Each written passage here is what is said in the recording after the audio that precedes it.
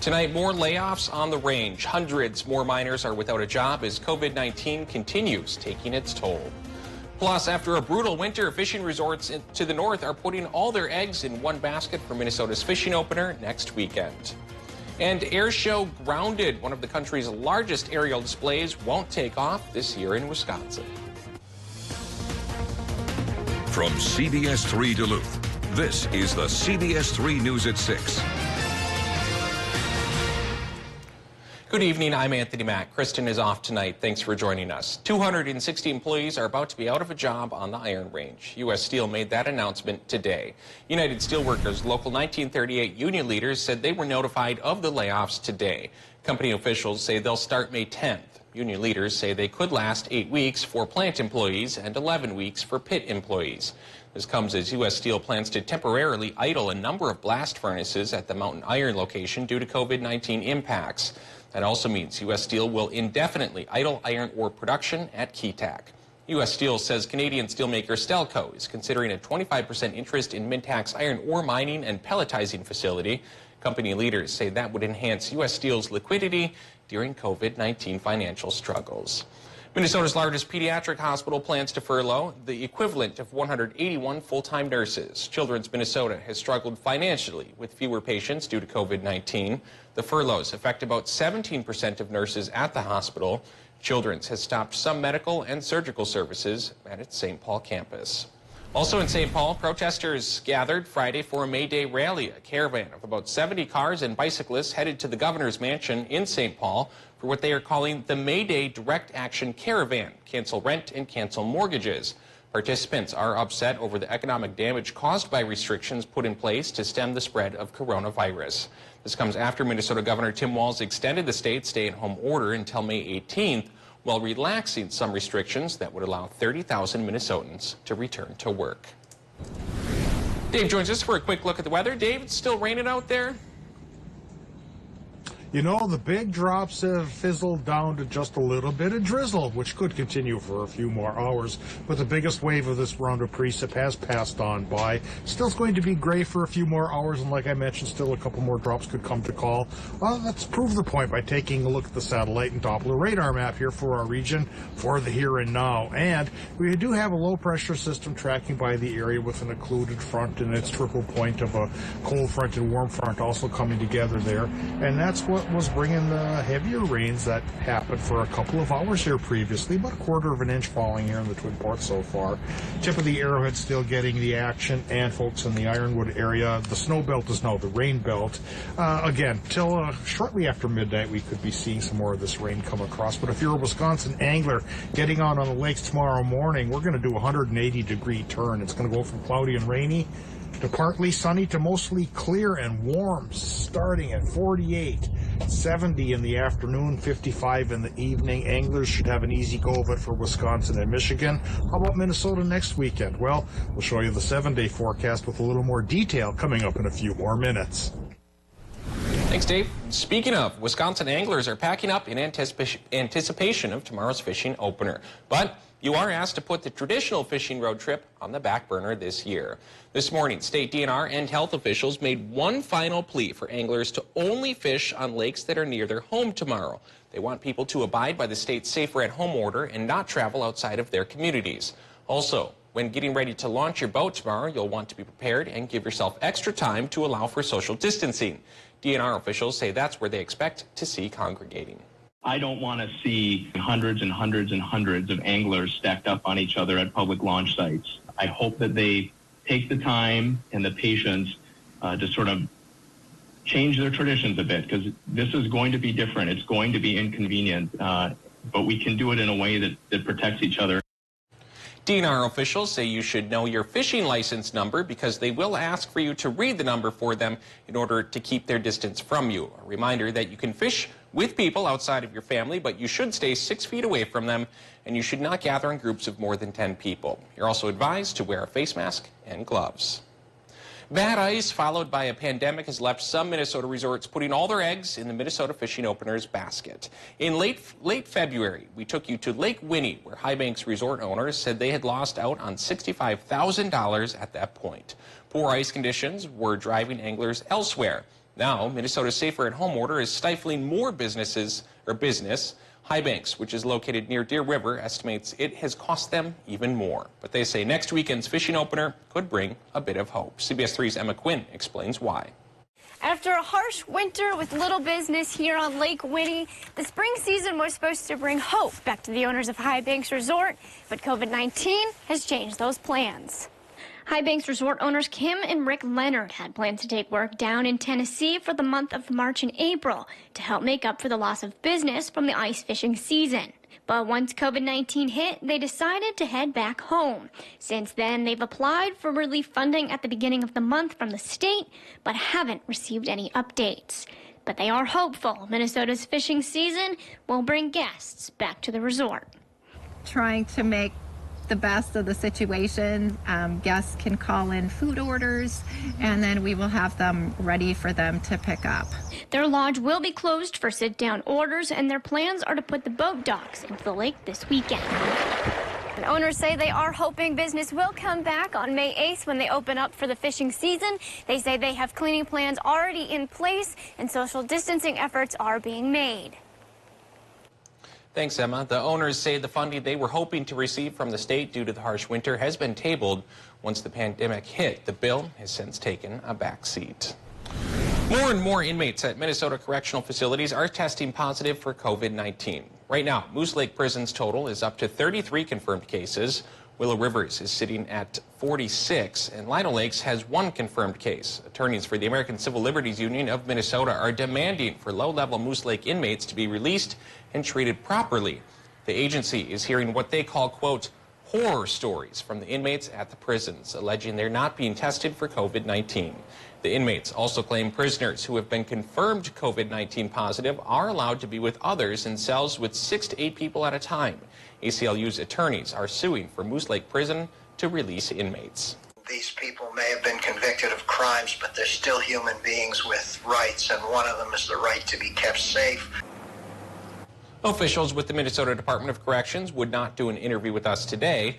They did share a statement saying they've taken what they call responsible and necessary steps to reduce the spread. State leaders say some of those steps include increased testing, especially at the Moose Lake and Willow River locations. Staff there wear N95 masks. Also, all new inmates are automatically quarantined for 14 days. The majority of Minnesotans who died from COVID-19 lived in long-term care facilities. Today, state health officials addressed this issue, reassuring families these facilities are safe. State Health Commissioner Jan Malcolm says of the 244 long-term care facilities with confirmed cases, more than half only have 1 or 2 cases. 21 facilities have 20 or more cases.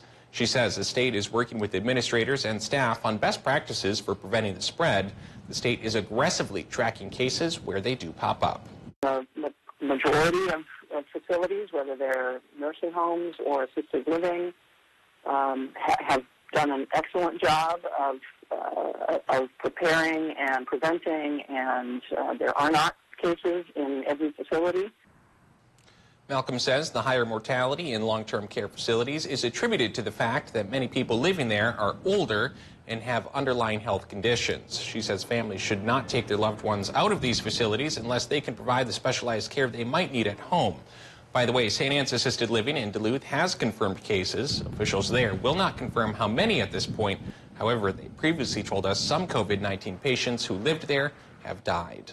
Drive-through COVID-19 testing will be available in northwest Wisconsin next week. The Wisconsin National Guard is working with local public health programs in several counties. The testing site will be in Solon Springs Wednesday and Ashland on Thursday.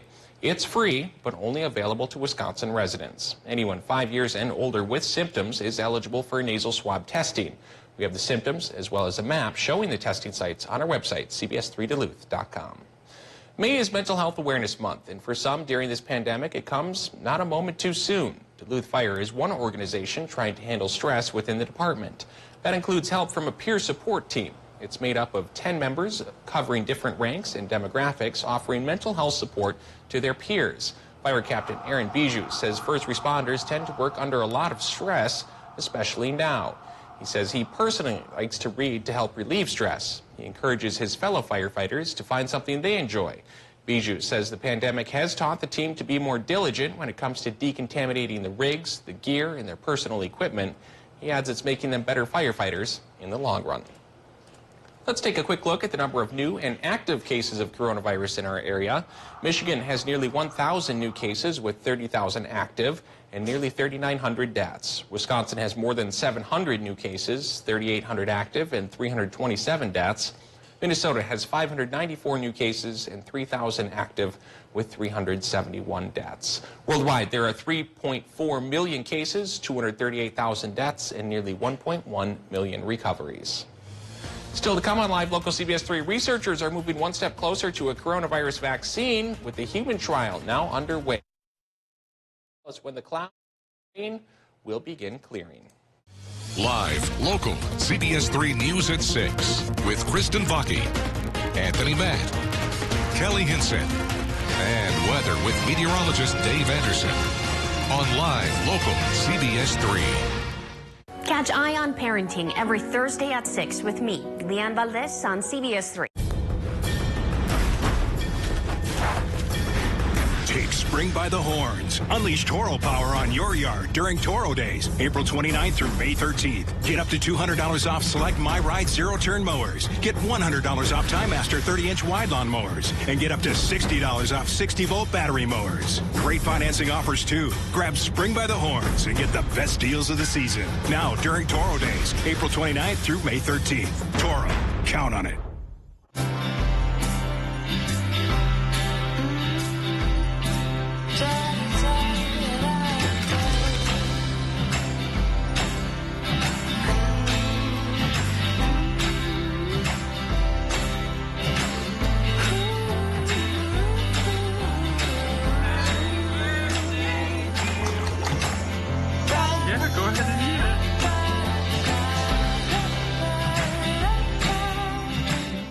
Stop by your local Super One Liquor for all your party and gathering needs. With locations throughout the Northland and northern Wisconsin, Super One Liquor has a commitment to delivering outstanding service, variety, and top quality wines and spirits. And don't forget the massive variety of ice-cold beer and beverages, all at the low prices you've grown to expect. Visit superoneliquor.com anytime to view our weekly ads and in-store specials.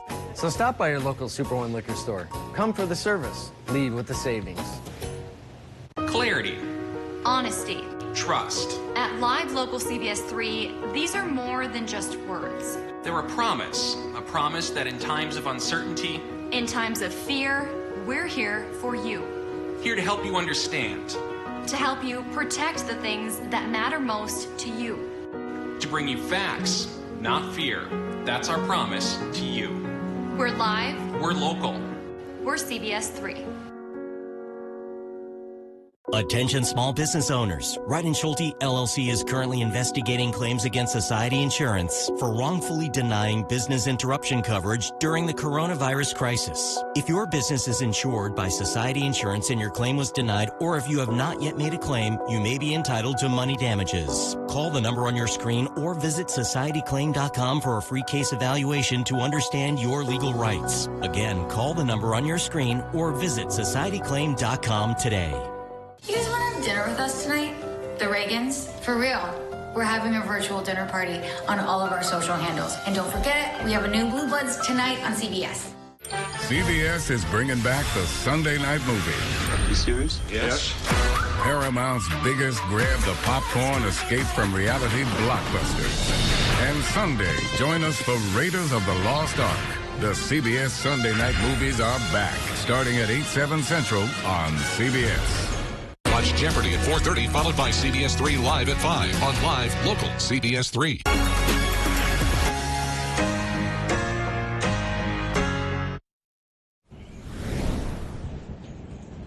The weather around here sure can turn on a dime. This morning I was out riding motorcycle, and a lot of other folks were as well. Then this afternoon we get clouds and rain, 0.2 of an inch of rain here in Duluth so far, but by tomorrow morning we'll already go back towards warmer and sunnier, and I think the Wisconsin fishing opener is going to be a pretty decent one as far as the weather goes. Well, let's see how far the weather has gone today by eyeing up the current conditions. Not every town has the clouds and rain. On the fringes of our region, there's still some places areas with pockets of resistance that are showing some sunshine, like at the very tip of the arrowhead. And then things are already starting to clear up to the west, places like Bemidji. Temperatures today took a nosedive when the clouds and rain came, but they'll perk up towards the 60s inland tomorrow and 50s by the lake. Upper 40s to 50s by the lake when you're out fishing is not too bad, because it can be closer to freezing and it can be awfully uncomfortable. Again, tomorrow should be pretty decent. Temperature-wise, yeah, I think 65, even 70 inland tomorrow, with 50s more likely by the lake, and that's possible through the weekend, but a cool down will come for all by Monday. Right now we have at the airport 49 degrees with an east wind at 15 miles per hour and a barometric pressure reading of only 1,009 millibars. So the heart of the low is over us now. As we go through time, pressure readings should increase as that low pressure system, that occluded low and its sorted fronts, migrate out of the region, taking that rain chance with it. And by the time it leaves by early tomorrow morning, I think rain totals are going to look at least similar to this. Follow this coming pattern here that we're going to see in just a second. We already have 2/10 in the Twin Ports. A slight chance we'll get another 2/10 until a couple hours after midnight here. And then if you take a look towards Two Harbors and Silver Bay, folks there could get a third of an inch. Similar deal for Mellon and Ashland and Ironwood. Lesser amounts getting over towards Aiken. And hopefully folks in that part of the country get a little bit of rain, because they'll be the most likely then this weekend to face a reappearance of wildland fire dangers. Here's what we face in Minnesota for lows tonight. In the 40s, so not too bad, along with the 60% chance for more rain, maybe more drizzle than rain now that most of the fronts have passed by. Wisconsin and Michigan still looking for a chance for rain as well, 50-50 shot, with low temps anywhere from 40 by the lake to 50 inland, so nice and warm tomorrow morning when you're launching the boat on your neighborhood lake. Tomorrow in the afternoon in Wisconsin and Michigan, high temps are going to run, like I mentioned, from 65 to even 7 degrees. Mostly sunny thanks to a new high pressure cell that's coming around the region. And folks in Minnesota will share in the sunshine too, with high temperatures there, 50s by the lake and 50s by the Canadian border, but upper 60s farther to the south. Extended forecast shows, though, this warm spell, it fades away by Monday and temperatures drop into the 40s and 50s for highs, and yet another new low pressure system brings 30 to 60% chances for rain Monday through Wednesday, and it looks like 40s and 50s for highs. Tony, stay with us then for Monday all the way through next Friday.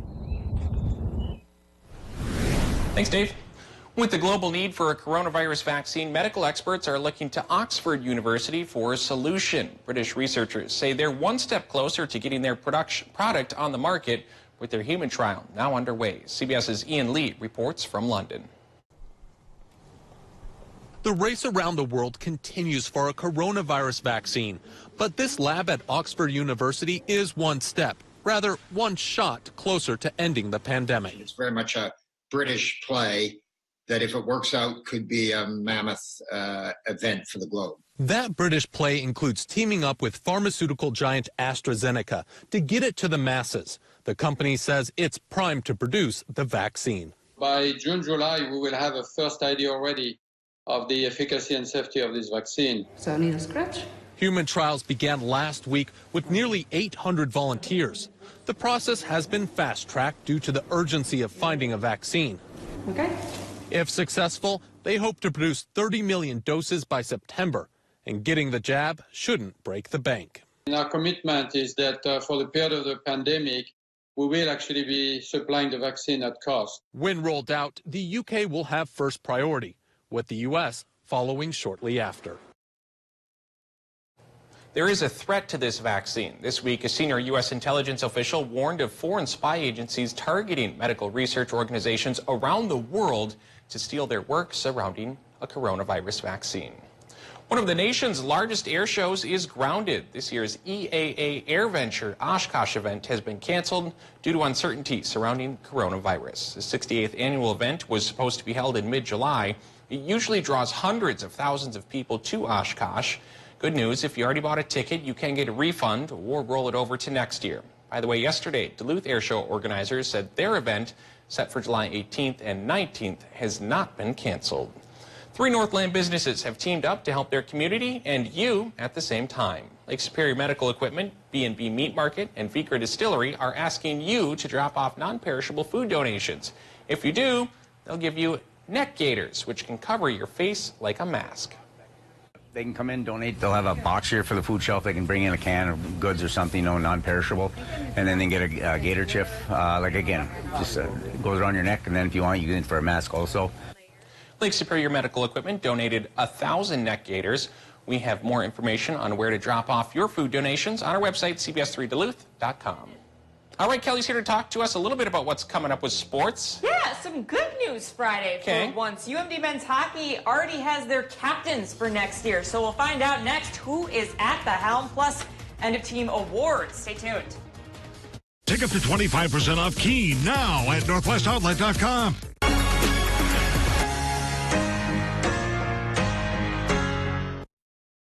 CBS3 live cams are brought to you by Kohler Chevrolet Buick GMC Cadillac. You're not just getting a car, you're getting Kohler.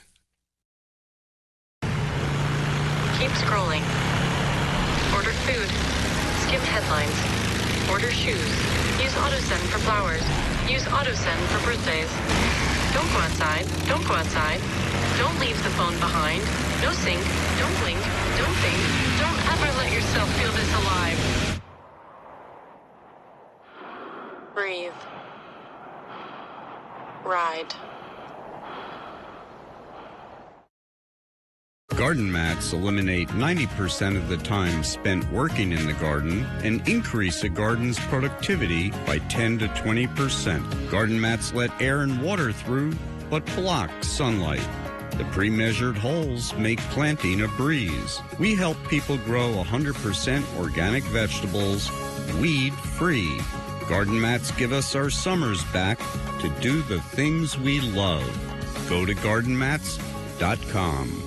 Sports are my passion and the love of my life. And when you watch a sportscast, the biggest compliment that I get is that you seem so excited about what you're talking about. And that's not an act for me. Who doesn't want to see someone, deliver their news in a fun way? So if you love it, I love it, you're gonna see the authenticity that I think I bring to CBS3 Sports. Watch sports with Kelly Hinseth on CBS3. Wherever we have to go. We've just flown along the coastline. Whatever we have to do. Tonight, police were throwing the first round of tear gas. Every evening, we are focused. This is the main highway to the hardest hit areas. On finding and telling the truth. How does that hamper or hurt our national security? Even among the ashes, you can see the signs of deforestation. And earning your trust. You traveled the whole way with your son? The CBS Evening News with Nora O'Donnell. Understanding the world begins with the right questions. Do you trust Kim Jong-un? Doesn't the blame reside with Jewel? Is it now our top terrorist threat? With the right people. So you have forgiven? I have now. Right here. Check this out. More news. I'm Tony DeCoppel with CBS News. More original reporting. It puts everything in perspective. We are on a mission with NASA. Every morning on CBS This Morning. We're going to begin with breaking news. There are everyday actions to help prevent the spread of respiratory diseases. Wash your hands. Avoid close contact with people who are sick. Avoid touching your eyes, nose, and mouth. Stay home when you are sick. Cover your cough or sneeze. Clean and disinfect frequently touched objects with household cleaning spray. For more information, visit cdc.gov/COVID-19. This message brought to you by the National Association of Broadcasters and this station. Watch Anthony Matt weekdays at 6 and 10 p.m. on live local CBS3 Duluth. Some good news Friday, as I decided to dub it. The UMD men's hockey season may be a long ways away from returning, and we're going to be ready when the puck drops. The team has already announced who will be at the helm as captains for this upcoming season. At the forefront, it's junior Noah Cates that will wear the C for the Bulldogs this coming season. The junior forward will become the first undergrad to captain the Bulldogs since now UMD assistant hockey coach Adam Krause when he co-captained back in 2013. Cates, the Stillwater native, showed tremendous versatility on the ice this past season. In addition, teammates and coaches have spoken to his leadership in the locker room as well. And Kates will be joined by 3 other players as assistant captains: senior defenseman Louis Rail, senior forward Nick Swaney, and junior forward Cole Koepke will wear the A's next season. They will be juniors in season and seniors next year, noting. Another day, another award for UMD former defenseman Scott Perunovich. Along with the captain's announcement earlier today, UMD also announced Perunovich as this year's Keith Huffer Christensen Most Valuable Player Award. Are we surprised? Perunovich comes off winning the school's 7th Hobie Baker Award just a few weeks ago. The Hibbing native collared All-American status for a 3rd time this past season, something only 2 other former Bulldogs have done in their careers. The St. Louis Blues signed a 2-year entry-level contract just last month. Other awards to hand out: freshman Quinn Olson earned the Rookie of the Year award after leading newcomers in scoring with 7 goals and 8 assists. Noah Cates earned the Most Inspirational Player award, which is most likely having a lot to do with him being named next year's captain. Sophomore Cole Koepke earned the Most Improved Player award after collecting 22 points, 15 more than his last year's rookie season. And senior center Jade Miller was given the Pat Francisco Community Service Award.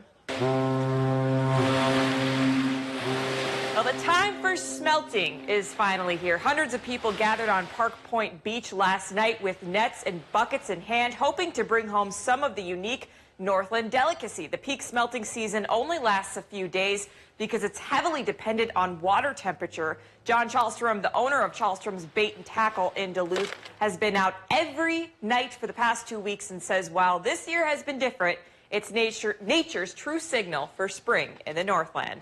This has been the quietest year I've seen as far as the number of smelters on the beach, but just starting last night, there was quite a few people showing up.